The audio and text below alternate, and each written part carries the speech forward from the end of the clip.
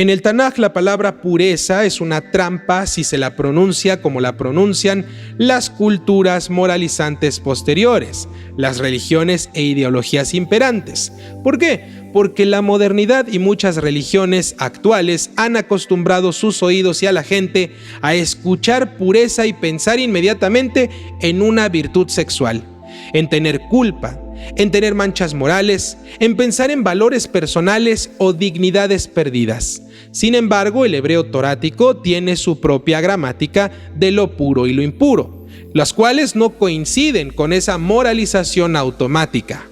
Tahor, que significa puro, y tamé, que significa impuro, son en primer lugar categorías rituales ligadas al acceso al Mikdash, al santuario, y a la participación en lo kodesh, en lo sagrado, y solo en algunos casos se conectan con una culpa moral. Cuando el Tanaj quiere hablar de culpa moral, usa otros lenguajes, por ejemplo, het, que es falta o pecado, avon, que es iniquidad, pesha, que es rebelión o transgresión, asham, que es culpa. Y cuando quiere hablar de impureza moral asociada a la idolatría o las relaciones prohibidas, suele usar términos como to'evá, que es abominación, o habla también de tumá, que es impureza en contextos donde la acción contamina la tierra y al pueblo mismo. Por eso, en este tema, pureza sexual, ritual o moral, exijo un examen sin prisa. La Torá regula emisiones y menstruación con lenguaje de tumá y tahará, es decir, de purificación. Pero eso no significa, queridos alumnos, de manera automática que sea pecado. Y la Torá regula también ciertas relaciones sexuales prohibidas con lenguaje de abominación y contaminación, lo cual sí tiene una dimensión moral y comunitaria. El error más común y el más dañino es mezclar ambos planos y convertirlos todos en tumá como culpa moral, especialmente en lo sexual, generando así vergüenza tóxica, estigmatización de mujeres y un pseudo espiritualismo que confunde siempre biología con pecado. El Tanaj, leído con peshat, con el sentido llano y contextual, no autoriza esa nefasta confusión, al contrario, la desarma. La Torá presenta la pureza ritual como un sistema de estados que se adquieren y se pierden por contacto con muerte, por ciertas emisiones corporales, por parto, por tza'arat, que es una afección cutánea o un estado ritual complejo también, y por flujo seminal o menstruación. En el Sefer Vayikra, capítulo 15, el texto regula con minuciosidad las emisiones masculinas y femeninas y determina periodos de tumá, de impureza ritual, lavado y retorno a un estado de tahor, un estado de pureza. En este capítulo, el texto no introduce lenguaje de het ni de asham como culpa moral, como pecado, como error, por la mera emisión. Lo que describe es un estado ritual. La tumá aquí funciona como una frontera de acceso. Quien está en ese estado no puede participar de lo consagrado hasta completar el proceso de reintegración. Y yo me pregunto ¿por qué? Porque el Tanaj no ofrece una teoría científica moderna, pero en su lógica simbólica, tumá se asocia frecuentemente con la pérdida de vida potencial o contacto con fuerzas que recuerdan la mortalidad. La emisión seminal y la sangre menstrual en diferentes sentidos tocan el misterio de la vida potencial y su no realización. En la gramática simbólica torática, esto produce un estado ritual que requiere tiempo y lavado antes de entrar al espacio del Mikdash. Y esto no es un castigo, es un orden ritual específico para los Bnei Israel. Es como decir, hay un lenguaje del cuerpo que afecta tu capacidad de estar en el centro sagrado, no porque seas malo, sino porque el santuario es una zona de intensidad simbólica donde se cuida la diferencia entre lo cotidiano y lo consagrado. Aquí debemos afirmar con fuerza la primera conclusión parcial. Gran parte de lo que la gente llama pureza sexual en el Tanaj es en realidad pureza ritual y por lo tanto no equivale a moralidad ni a una virtud.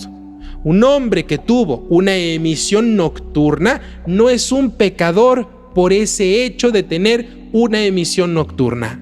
Entra en un estado ritual y entonces se lava. Una mujer en proceso de nidá, en estado menstrual, no es culpable de estar menstruando. Está en un estado ritual que requiere tiempo. El Tanaj no dice, ella pecó por menstruar. No es así. Eso sería completamente absurdo. He escuchado a líderes religiosos decir que la menstruación es completamente tóxica y un estado negativo de la mujer que la vuelve culpable de pecado. Y hablan de una estupidez que llaman el pecado original. ¡Qué barbaridad de verdad! La moralización posterior convirtió la biología en una culpa y esto quítenselo de sus cabecitas. Libérense de esas culpas que no tienen por qué andar cargando. La Torá convirtió esto en un estado ritual. Este punto es esencial porque permite desmontar una de las creencias más extendidas en las religiones populares. Dicen que la impureza significa suciedad moral y entonces las mujeres cuando están en su periodo están sucias. Esto no es así, queridos alumnos. El Tanaj, en su infinita sabiduría, sí distingue y esta distinción es liberadora y además exigente a la vez. Liberadora porque quita la culpa donde nunca hubo culpa. Exigente porque obliga a tratar con seriedad las fronteras rituales sin convertirlas en instrumentos de humillación social. Sin embargo, no todo lo sexual en el Tanaj cae en el plano ritual. Hay un segundo plano, más pesado, donde el Tanaj sí vincula sexualidad con contaminación de manera moral y comunitaria. Especialmente en el Sefer Vayikra, capítulos 18 y capítulo 20, donde se enumeran relaciones prohibidas, conocidas como ervá, que se traduce como desnudez o relación prohibida. Y se dice que esas acciones contaminan, metamot, y que por ellas la tierra vomita a sus habitantes. Aquí el lenguaje de tumá aparece en un registro distinto. Ya no es un estado biológico que se resuelve con un lavado y tiempo. Ahora es una acción que corrompe el orden del pueblo de Israel y de la tierra santa, la tierra que el Eterno entregó a Israel. En este registro, la sexualidad se conecta con la idolatría y con prácticas de las naciones, y se usa vocabulario de toevá, de abominación, es decir, hay una impureza que no es neutral, sino completamente moral. ¿Y cómo lo sabemos en el Tanaj? Por el campo semántico que rodea el mismo pasuk. No hagan como, etcétera, etcétera. Yo los expulso, abominaciones, para que la tierra no los vomite. Esa retórica, ese tipo de mensaje, es la retórica del juicio, no la del lavado. Por lo tanto, la respuesta a ritual o moral es ambas, pero no mezcladas. Están separadas por género y también por función. La tumá del Sefer Vayikra capítulo 15 es ritual y temporal. La tumá asociada a relaciones prohibidas del Sefer Vayikra capítulo 18, conocidas como ervá, es moral, comunitaria y tiene consecuencias de pertenencia. Confundir estas dos categorías es destruir la precisión del Tanaj. Ahora, ¿por qué la sexualidad tiene un lugar tan prominente en ambos planos? Porque la sexualidad toca el umbral entre la vida y el cuerpo, entre la intimidad y la comunidad, entre la continuidad del linaje, conocido como zera, la descendencia, y la estabilidad de la herencia, la najalá, la porción.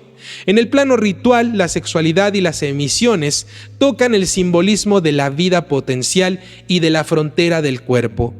En el plano moral, la sexualidad toca el orden de alianza, parentesco, pacto y fidelidad. El Tanaj, por lo tanto, no está obsesionado con lo sexual. Es consciente de que la sexualidad es una potencia que atraviesa todos los niveles de la vida humana. Por eso legisla estados y legisla actos, pero legisla con dos lenguajes distintos. Uno es el lenguaje de acceso al Mikdash y otro es el lenguaje de santidad comunitaria. El tercer elemento que ustedes deben dominar para no caer en la moralización es que el Tanaj también usa pureza como metáfora ética en los profetas y en los escritos, en los Nevi'im y los Ketuvim. Lavar, limpiar, purificar el corazón, las manos o la ciudad son metáforas de cómo vivimos con sexualidad e idolatría, cómo se convive con ello.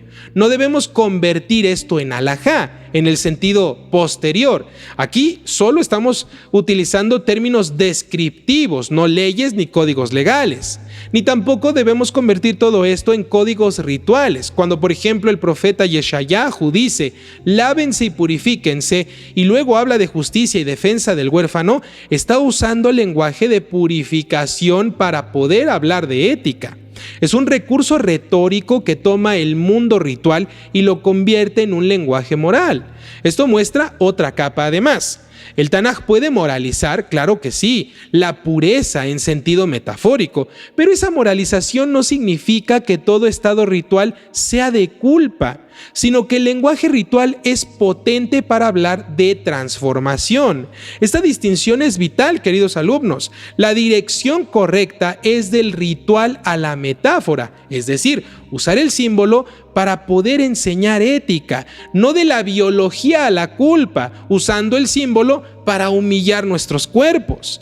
En términos de pureza sexual, específicamente, esto se vuelve urgente porque muchas tradiciones posteriores han usado a través de los siglos la pureza ritual de Nidá y de las emisiones para construir una teología de vergüenza, de culpa, especialmente sobre las mujeres, como si el cuerpo femenino fuera fuente de pecado.